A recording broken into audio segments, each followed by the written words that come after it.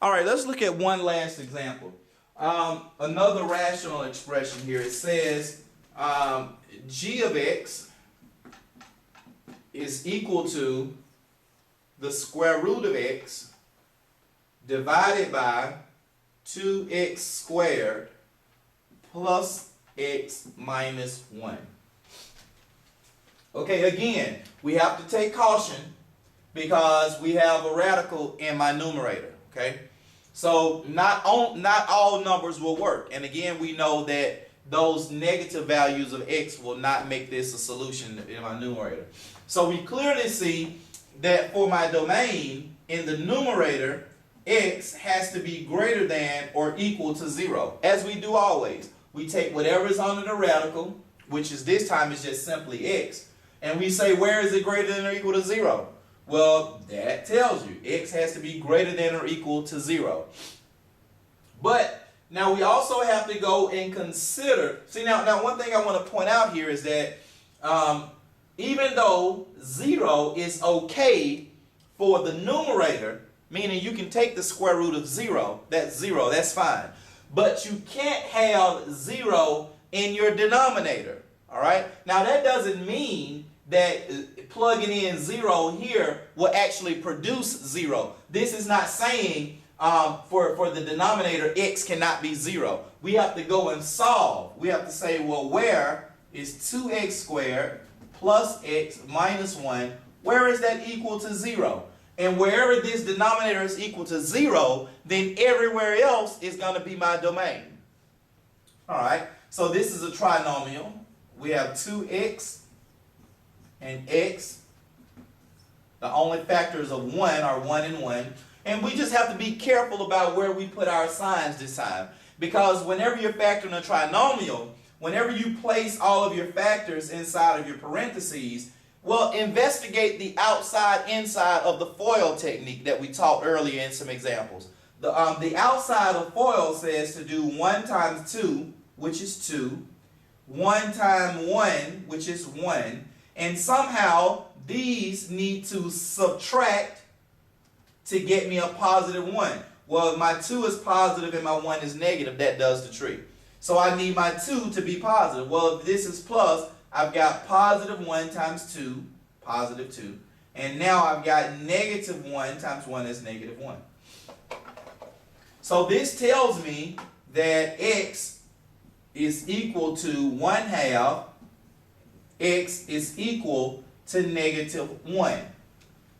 So my domain will be all values for my denominator. My domain will be all values except those guys. So let's write that in interval notation.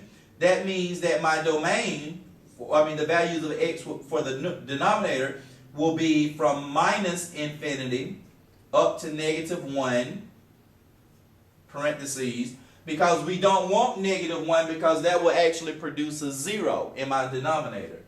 Union, then we would like to have everything between negative 1.5, and also we would like to go from 1/2 to positive infinity. See, because these are the only values of x that will actually produce 0. So we can't just ignore between the interval of negative 1.5. All right, so let's look at this. My numerator says that I can only have positive values of x, none negative values of x. So right now, that's going to throw out this part of my domain because all of these guys are actually negative. Okay? Now then, I have to throw out negative 1 and everything up to 0. Okay? Everything up to 0. So I can actually have 0 to positive infinity. Because that's what that says here. If I take away all of the negatives up to 0, okay, I can't have anything negative because of my numerator. So I have to throw it out. So this interval here starts at negative 1, then you got 0, and then you got 1, but you got a half between there. So you truncate, you take off all of the negative values, and you pick up with 0 to a half, And actually I made a mistake here. This cannot include 1/2 because 1/2 will actually give us a 0 in my denominator. Although 1/2 is fine in my numerator, I cannot have 1/2 in my denominator because it will give me a value of 0. So I actually have to start with 0 up to 1/2, open parentheses, union, now pick back up with 1/2 to positive infinity. That's actually my domain here. And as we investigate this, we have all non-negative values with this notation, all non-negative values, so my numerator is satisfied. And here in my denominator, the only values that gave me 0, which were our concern, were 1/2 and -1, and we recognize that neither one of those values is in our domain. So here's our set. So I just say in the closing here, you got to study these examples. They don't get any easier.